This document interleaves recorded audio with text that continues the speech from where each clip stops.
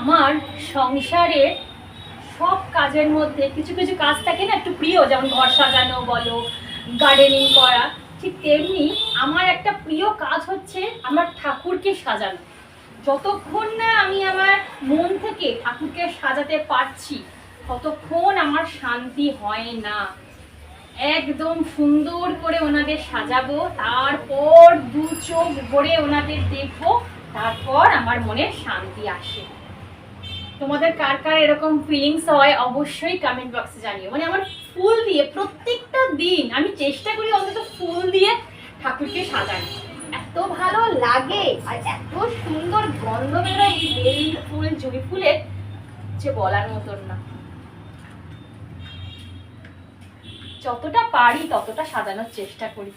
আসলে সাংসারিক মানুষ তো, ওই তাড়াতাড়ি করে ঠাকুরকে কোনো রকম জল দিয়েই মনে হয় রান্নাঘরে ছুটি, নাহলে সংসারের কাজে ছুটি।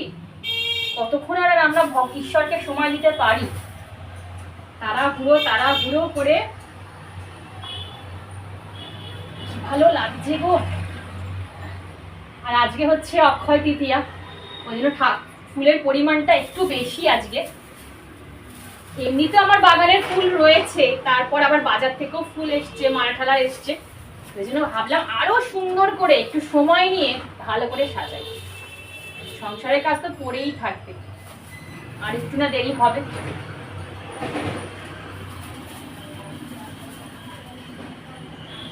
আর আমি আমার তরফ থেকে সবাইকে জানাই অক্ষয় তৃতীয়ার অনেক অনেক শুভেচ্ছা, ভালোবাসা। সবার দিনটা খুব ভালো কাটুক, ঈশ্বরের কাছে আমি এটাই কামনা করছি।